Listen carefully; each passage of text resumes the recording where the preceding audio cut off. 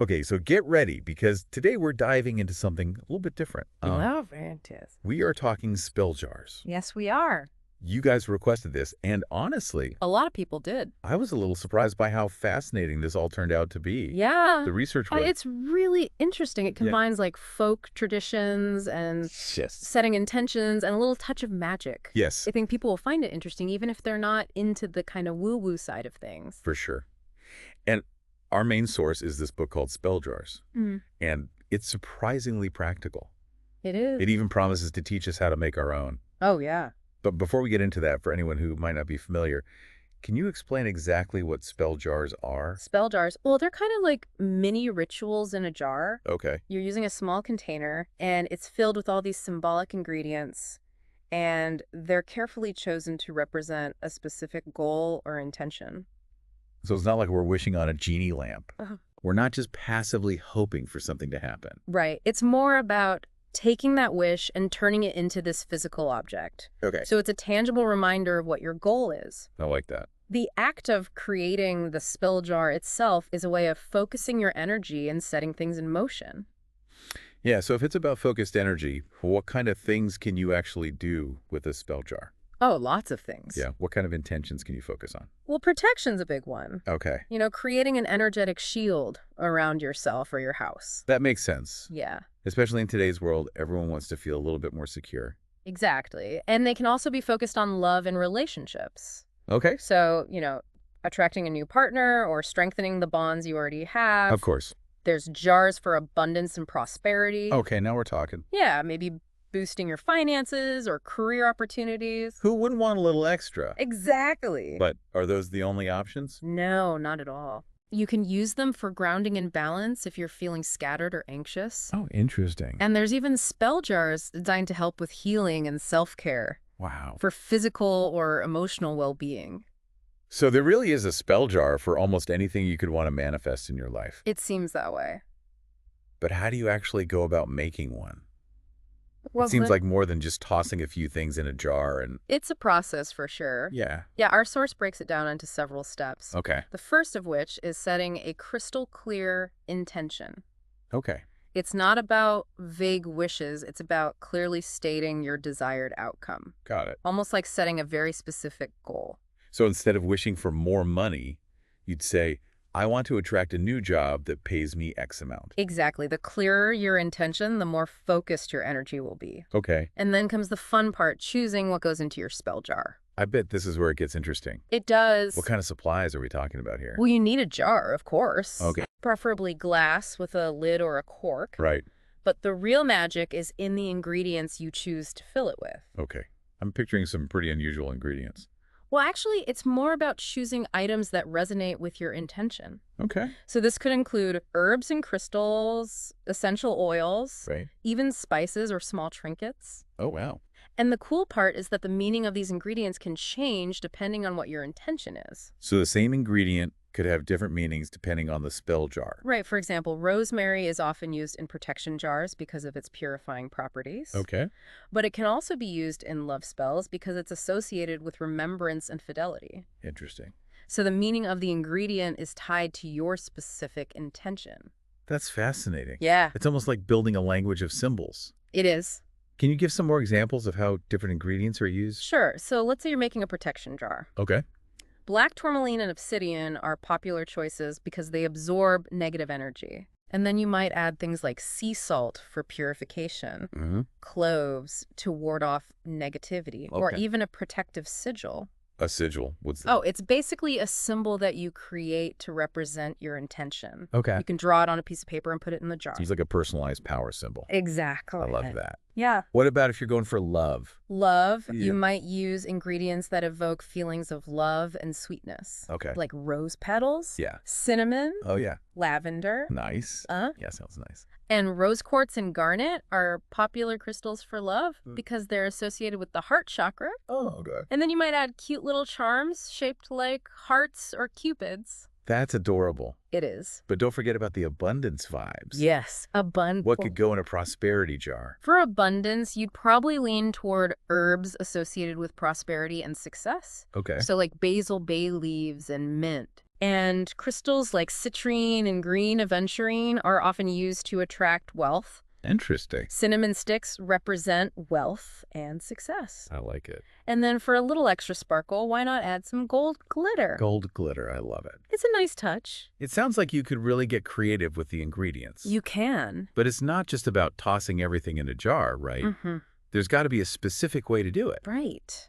Our source emphasizes the importance of layering these ingredients with intention. Okay. It's not about randomly throwing things in. It's about taking the time to hold each item, consider its meaning, and consciously add it to the jar while speaking your intention out loud. So it's like a mindful crafting session. It is. Right. It's about imbuing each ingredient with your focused energy. I like that. Yeah. For example, as you add the basil to your abundance jar, Okay. you might say something like, "Basil, bring prosperity and wealth into my life." Got it. You're essentially charging each ingredient with your intention. Wow, so there's a real ritualistic element to creating a spell jar. Yes. It's not just about the physical objects. It's not. It's about the energy and the intention that you put into it. It is, and that ritualistic element continues even after you've chosen your ingredients. Okay, so what happens once the jar is full? Do you Oh. just put the lid on and call it a day? Not quite. There's still a ritualistic element to sealing the jar, so to speak. Okay. You might write down your intention on a small piece of paper and place it in the jar, or add another sigil that represents your desire. It seems like every step of the process is infused with intention and symbolism. It is. And that includes the final step of sealing the jar with wax. Oh, so that's where the candle wax comes in. I knew it had to be involved somewhere. Yes, but it's not just about the wax itself. Okay. It's about the color of the wax you choose.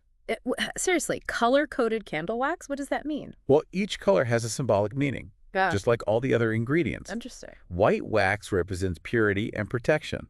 Red is for passion and love. Mm. Green for money and abundance. Okay. And black for banishing negativity. Wow, so it's like adding another layer of intentionality It is. to the spell jar. It is. Every detail matters. It really does. This is making me think about how much power our own thoughts and intentions really have. Yeah. But what happens once the jar is sealed with the wax? That's a great question. Yeah. And it leads us to the next step of the process. Okay, this is getting really good. It is. I can't wait to hear what comes next. All right. Okay, I'm officially hooked on this whole spell jar thing. Yeah. But before we get too carried away making our own, are there any practical things we need to know? Yeah. Like what? Like how long does the spell jar actually last? That's a good question. You don't want your intentions to fizzle out after a week. Exactly. It really depends on the individual spell and your own feeling about it. Okay. Some people keep a jar until a specific goal is achieved, and then they dismantle it. Oh, so it's like a project with a deadline. Yeah, you could say that. Yeah. But other spell jars are created for more like ongoing intentions. Yeah. Like protection or abundance. Right. And those might last for months or even years. Wow. But what happens if you feel like a jar's power is fading?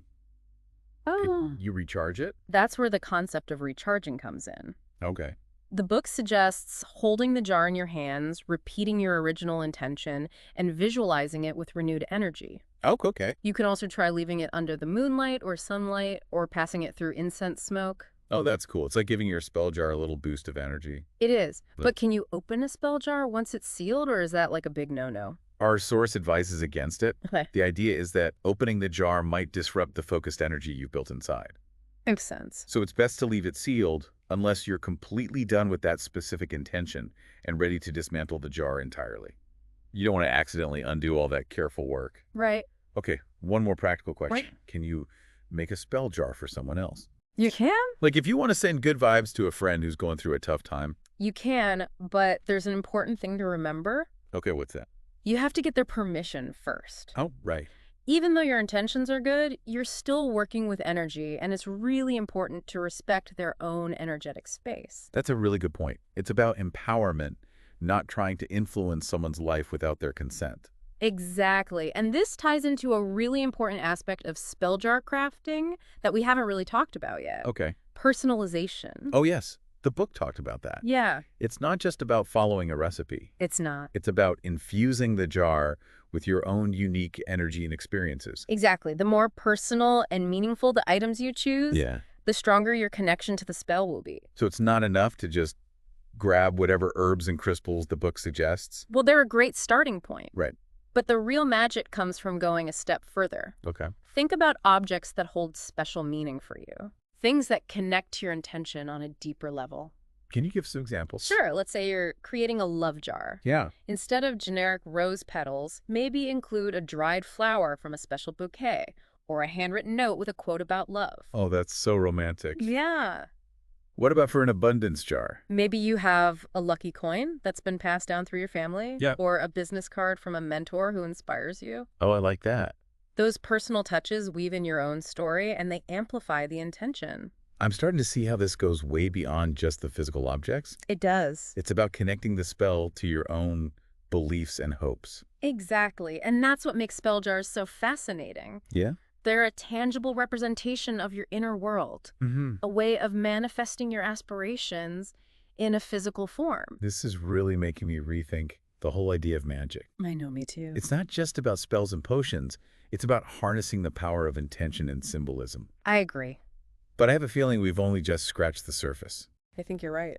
of what's possible with spell jars. Yes. I'm ready to keep diving deeper. Okay. We've covered so much in this deep dive. We have. I have to admit, I started this episode a little skeptical, but now I'm so intrigued by this whole spell jar concept. I know, it's really fascinating. Yeah, and one of the big takeaways for me is that spell jars can be so much more than just a magical practice. Right. Like, even if someone's not into the mystical side of things, there's a lot to learn from the process of creating a spell jar. Yeah, at its core, it's all about identifying what you want and finding symbols that resonate with you personally and then taking concrete steps to make it happen. It's like a roadmap for manifesting your intentions.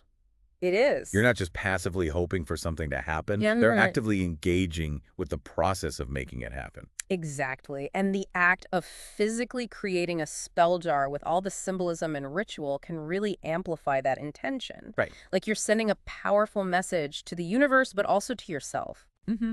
I'm also really struck by this idea of personalization. Personalization, yeah. It's not about following a formula. No. It's about finding objects and ingredients that have a personal meaning to you. That's what makes it so powerful. So even if someone doesn't have a crystal collection or an herb garden, they can still apply these principles. Oh, absolutely.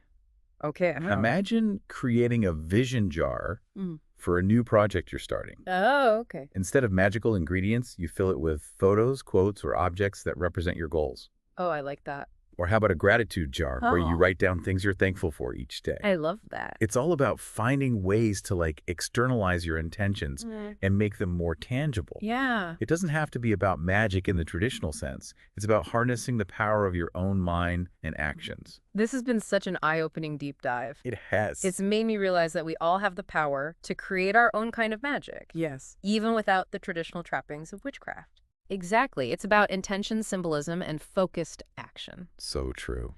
And who knows, maybe this has made some of our listeners want to try spell jars themselves. Yeah, I know I'm feeling inspired. Me too. If any of you out there decide to give it a try, we'd love to hear about your experiences. Good. Share your spell jar creations with us on social media and tell us what intentions you're putting out there.